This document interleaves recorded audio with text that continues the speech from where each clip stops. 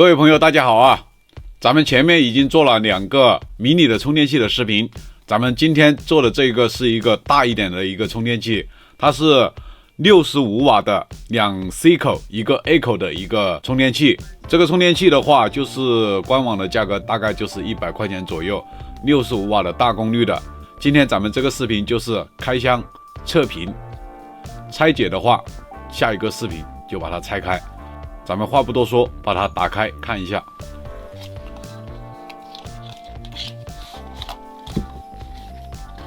打开盒子就是一个充电头装在袋子里面的环保的袋子，这里有一本说明书，这里一个卡纸，然后这就是充电头的本体，这上面印着酷泰科的英文标识，然后这里是写的氮化钾65瓦充电器，这边有一个氮化钾的 GAN 的标识，插头为可折叠式的插头。充电器这一个面板的话有3个输出口，一个 Type C 的蓝色的口子，还有一个 Type C 黑色的，这里是 USB A 内部的舌片也是黑色的。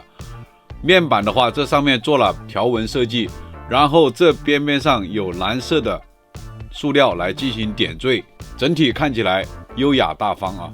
盒子正面它也有这个紫米酷泰科的标识，第3代氮化钾，然后这一边就是它的工厂信息，然后这一边就是它的详细规格，这里是它的条码。它的电压的话支持全球电压的，不管你是在全球哪一个国家它都是可以使用的。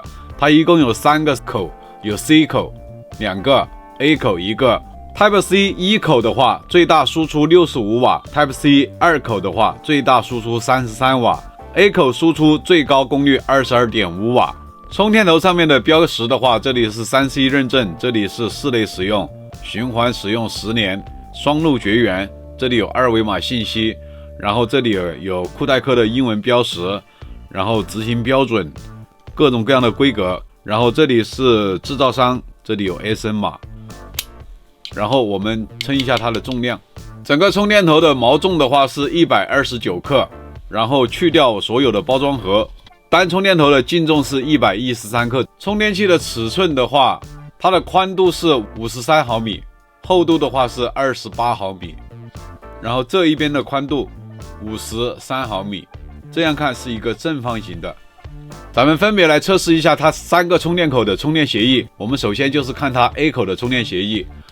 A 口的话支持 QC 3.0 的5伏、9伏、12伏，三星 AFC 的5伏、9伏、15瓦的功率，华为 FCP 的5伏、9伏、18瓦的功率， SCP 的 3.3 至12伏的最大功率22瓦。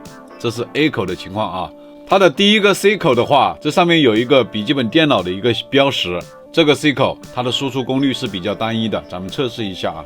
它的第一个 C1 口的功率的话，也就是 PD 2.0 3.0 65瓦的功率啊，65瓦的功率，还可以支持 QC 3.0 的5伏、9伏和12伏。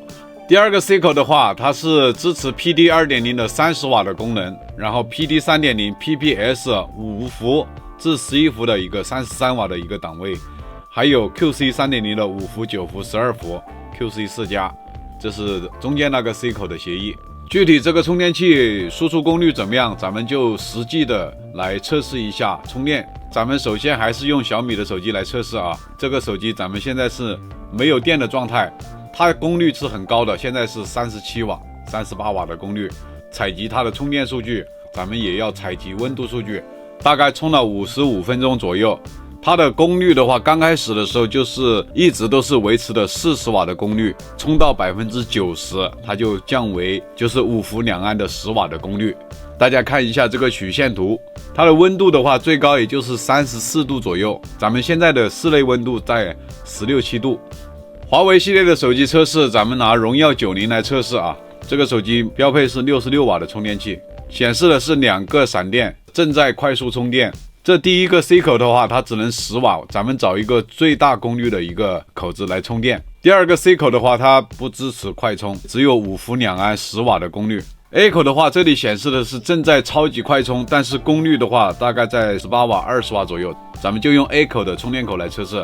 咱们这个荣耀90已经充满了啊，大概充了1个小时18分钟左右。它的功率的话，刚开始20分钟维持了20瓦的功率，20分钟过后一直就是12瓦左右的功率，一直到充满。大家看一下这个充电曲线，看得非常清楚。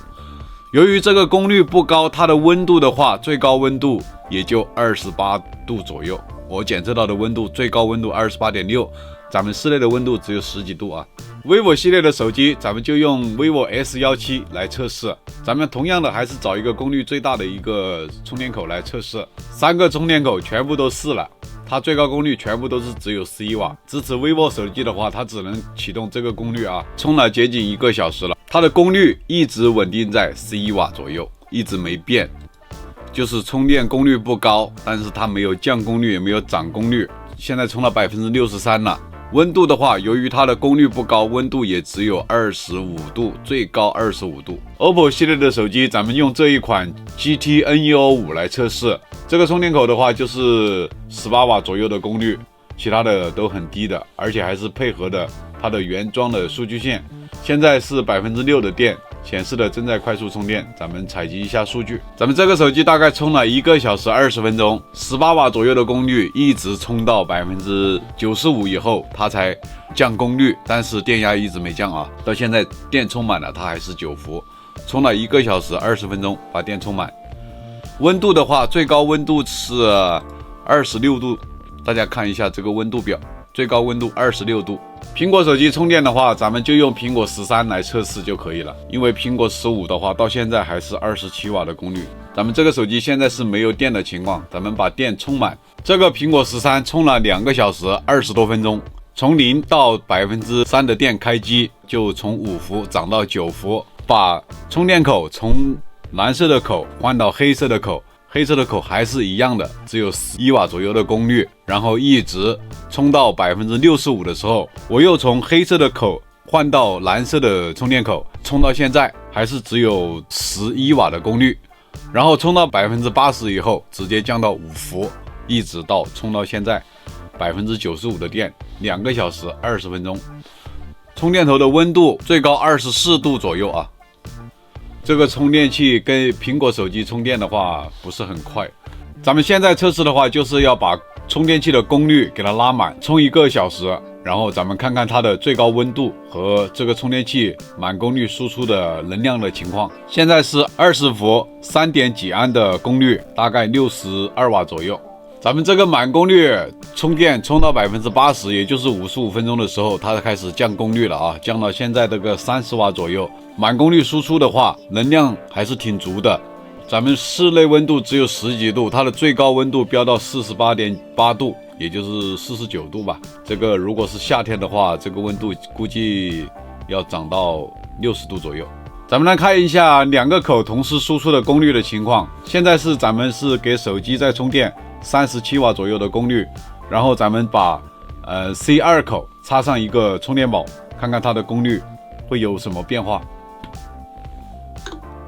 它有断流的情况，刚才37瓦，现在只有24瓦。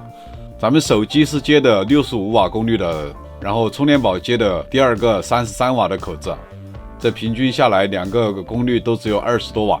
咱们现在的给充电宝充电是53瓦的功率， C2 口是33瓦的功率，我们接上手机看一下功率有什么变化。马上断流，然后再重新启动，然后第2口的功率的话就只有15瓦左右。这是2个 C 口的情况，插上第2个设备的时候，它要断一下电啊。咱们现在测试的是 C1 口和 A 口，现在大功率的口是40瓦的功率，然后咱们 A 口接上手机。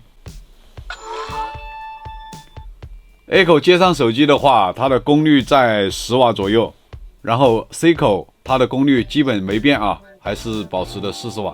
我们如果先插 A 口再插 C 口的话，它就会出现断流的情况，它就已经断流了，重新连接，然后我们拔下 C 口，它也会出现断流的情况。这是 C2 口的情况，如果先插 C 口再插 A 口，它是不会断流的。我们拔下 C2 口，它就会出现断流的情况。重新连接，再插上 C2 口，也断流了。然后我们测试一下3个插口同时插上。C1 口的话，蓝色的，我们还是启动大功率43瓦的功率。这是 C2 口33瓦的那个口，我们接的华为手机5伏的输出。然后 C3 口的话，我们接一台小米手机。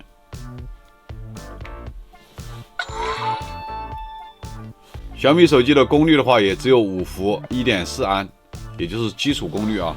这2个口都是基础功率，这一个是大功率。我们拔下其中一个口，看一下，看会不会断流。不会断流啊。如果我们拔下这个大功率的口子的话，它都会断流，重新分配。断流了，然后它重新分配功率，还是5伏啊。我们再插上去，这就是断流的情况。这个充电器如果先插大功率的 C 口，再插其他2个口，它不会出现断流。如果你先插其他的口，再插大功率的话，它就会出现断流。由于这个充电器有3个插口，咱们测试的时间有点长，能看到这里的都是咱们的老铁，喜欢的朋友点个关注啊。现在咱们就是测试这个充电器最关键的数据，就是它的文波输出的数据，一共要测试5组，5伏、9伏、12伏、15伏和20伏，分别都要测试一下它的空载文波和负载文波。这是这个充电器的5伏空载文波的情况，在90毫伏左右，很稳定的锯齿波。5伏3安15瓦左右的功率，它的负载文波在110毫伏之间啊，这个文波不是很高啊，波形也很稳定。这是9伏的情况下，它的文波输出70毫伏，很稳定。这是9伏3安27瓦左右的功率，它的文波输出情况80-90毫伏，这样看得清楚一点。这是这个充电器12伏空载文波。空载交流文波的话只有60-70毫伏，12伏3安36瓦左右的功率，它的文波情况开始摆动了啊，这个摆动幅度啊90毫伏以内。这是这个充电器15伏的空载文波，在50毫伏，很稳定的啊，50毫伏。15伏3安45瓦左右的功率，它的波形80毫伏，咱们把波形放大看一下啊，50-60毫伏摆动。这是这个充电器20伏的时候的空载文波，大概40-50毫伏，空载的时候波形都是很稳定的啊。这个是这个充电器满功率输出65瓦左右的功率，它的文波输出的情况就呈现这一种的，在70毫伏以内波动啊。这一期的视频有点长啊，因为这个充电器它有3个输出口，咱们尽量就是把它测试的详细一点。评测部分咱们就都已经做完了，它的快充支持的情况和文波输出的情况，大家看了心里面自己都有数了吧？下一期咱们就是把它分解开，看一下内部的元器件，了解和掌握更多手机配件方面的常识，请大家关注我。您的支持、您的关注、您的点赞，是我更新视频的最大动力。谢谢大家。